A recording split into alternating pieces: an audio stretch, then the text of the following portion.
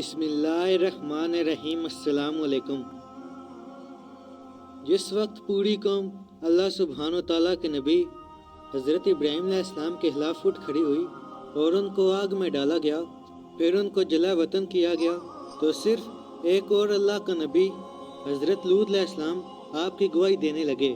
اور پھر جب حضرت ابراہیم علیہ السلام نے ہجرت کی تو آپ کے ساتھ آپ کے بھتیجے اللہ کے نبی حضرت لوط علیہ السلام بھی ہجرت کرنے لگے۔ حضرت لوط علیہ السلام کے والد کا نام حاران تھا۔ آپ کے والد کا آپ کے بچپن میں ہی انتقال ہو گیا تھا۔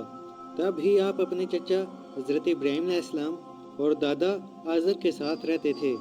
جب اللہ سبحانہ تعالیٰ کے خلیل حضرت ابراہیم علیہ السلام مصر سے فلسطین کی طرف ہجرت کرنے لگے تو آپ نے اپنے بھتیجے لوط کو سدوم بستی کی طرف بھیج دیا اور یہ فرمایا کہ اے اللہ کے نبی لوط، اس قوم تک اللہ سبحانہ تعالیٰ کا پیغام پہنچاؤ۔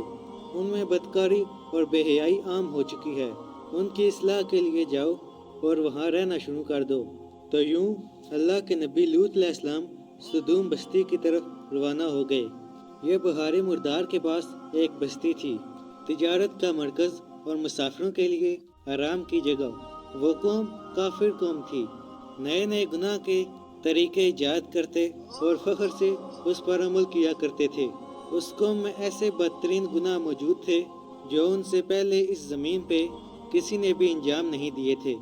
اللہ سبحانہ تعالیٰ کے نبی لوط علیہ السلام اس قوم کے درمیان آ کے فرماتے ہیں، اے لوگو، اللہ سے ڈرو، تم ایسی بے حیائی کا ارتکاب کرتے ہو جو تم سے پہلے اس جہان میں کسی نے نہ کی۔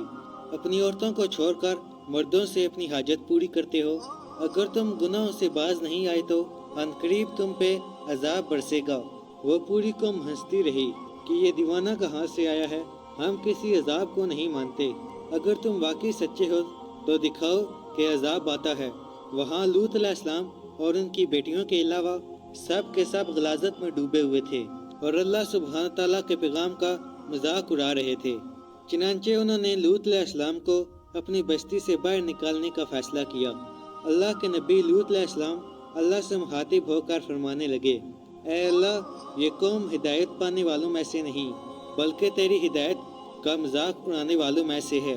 اے اللہ، جب بھی کوئی نوجوان اس بستی میں آتا ہے تو یہاں کے لوگ اسے ہوس کی نگاہ سے دیکھتے ہیں، اس سے اپنی حاجت پوری کرتے ہیں۔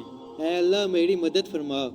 اتنے میں اللہ سبحانہ تعالیٰ نے آسمان سے فرشتے بھیجے جو نوجوان خوبصورت لڑکوں کی شکل میں تھے۔ جیسے ہی لوط علیہ السلام کے گھر آئے تو اللہ کے نبی لوط علیہ السلام گھبرانے لگے کہ یہاں کے لوگ ان کے ساتھ بھی وہ سلوک نہ کریں جو ان سے پہلے لڑکوں کے ساتھ کرتے تھے۔ وہ فرشتے کہنے لگے، اے اللہ کے نبی، گھبراؤ نہیں، ہم اللہ سبحانہ تعالیٰ کی طرف سے آئے ہیں۔ اور جبریل امین فرمانے لگے، اے لوط، اپنے گھر والوں کو لے کے اس بستی سے چلا جاؤ، کیونکہ صبح یہاں پہ اللہ سبحانہ تعالیٰ کا عذاب آئے گا، اور اس بستی سے جانے کے بعد بھی پیچھے مڑ کے نہ دیکھنا۔ ہم تیرے پورے گھر کو اللہ کی پناہ میں رکھیں گے، بچا لیں گے، سوائے تمہاری بیوی کے، کیونکہ وہ پیچھے رہنے والوں میں سے ہوگی۔